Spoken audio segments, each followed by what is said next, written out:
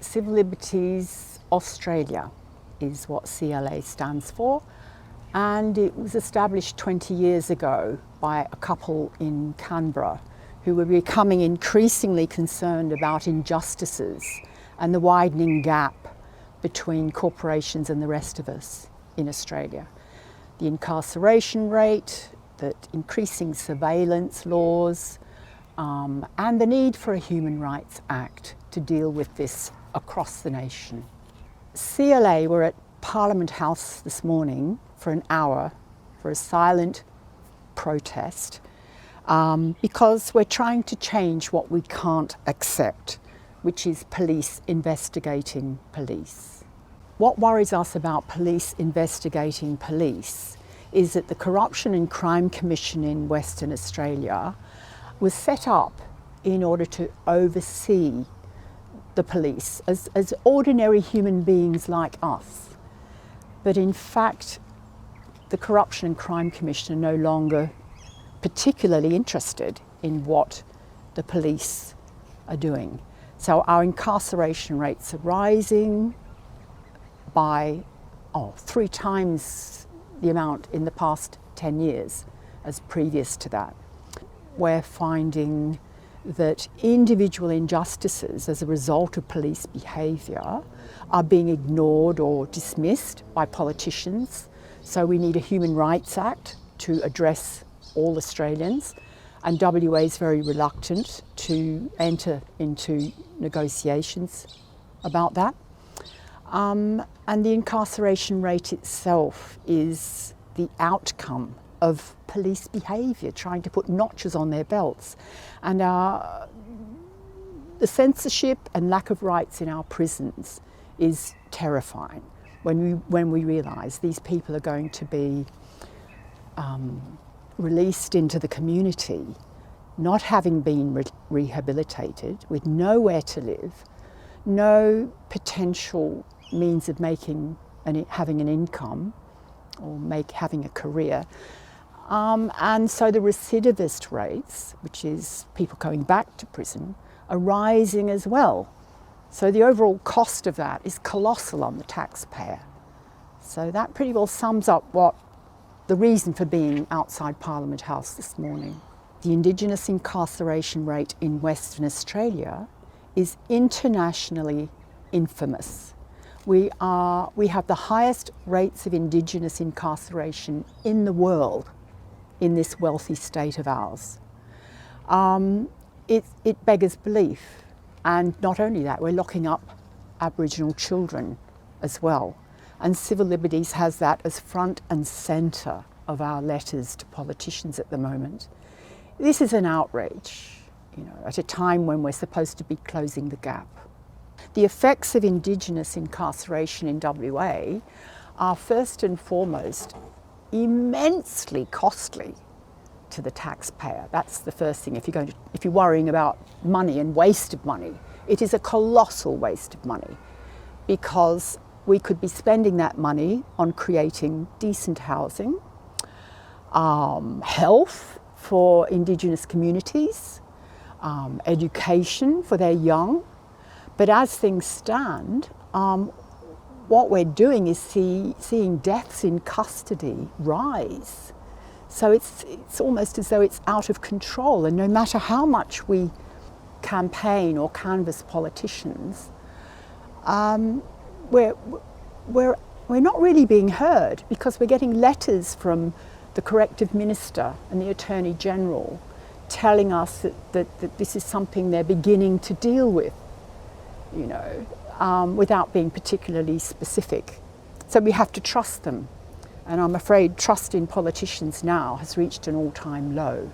So we have to keep pushing.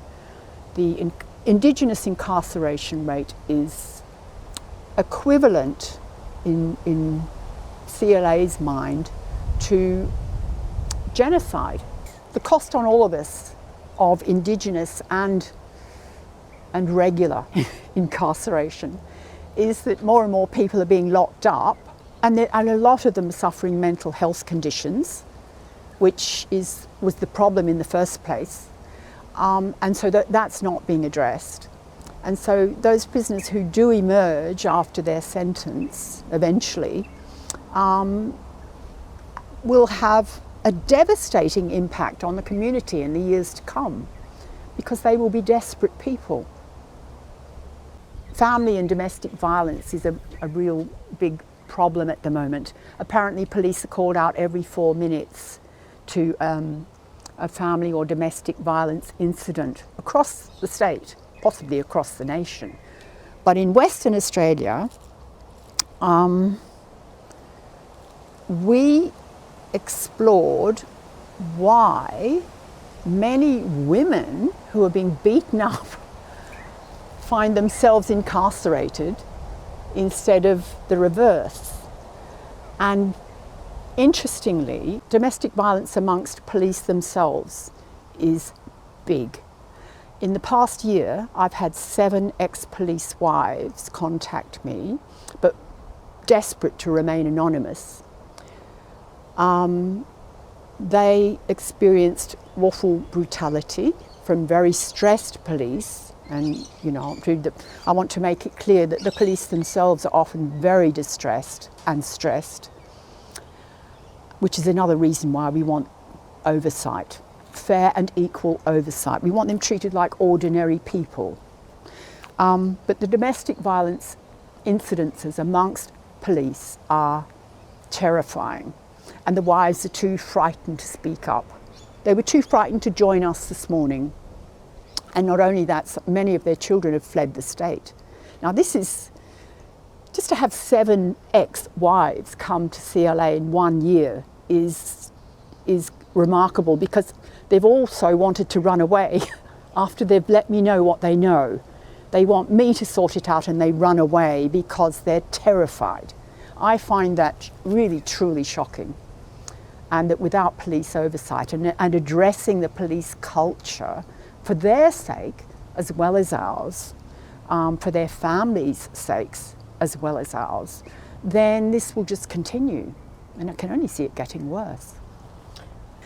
So what I found from Report 15 that was tabled last year in September in Parliament is that in fact the Corruption and Crime Commission are only investigating a tiny, minute number of complaints brought to them by citizens about police bad behaviour.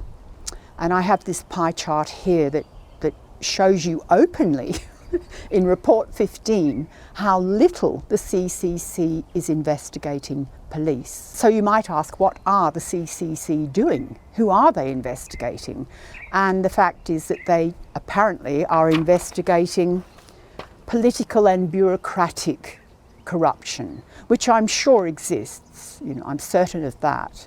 But let's face it, there are only 95 politicians in this state, and there are 9,000 plus police and support services. So my opinion, and I think many people's opinion, is that the police are responsible for the moral decline and loss of hope of citizens in this state, and that we don't need a $12 million commission investigating political bad behaviour.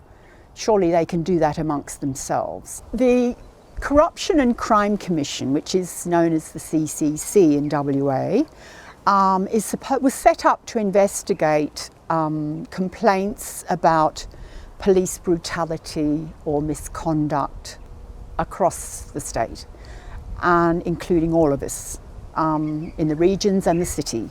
Civil liberties objectives are to have politicians listen and act, to get politicians to understand isn't just a career. Them taking responsibility for the people they represent.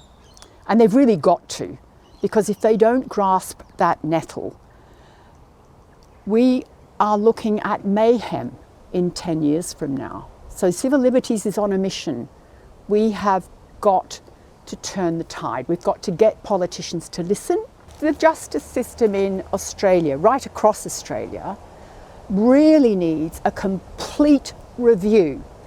For 200 years, we've had a sort of medieval British system of justice, and we either need a royal commission nationwide into the mess that it has become, or individual state reviews to attempt to clean up and clarify what is happening to the law. It would be worth it for future generations.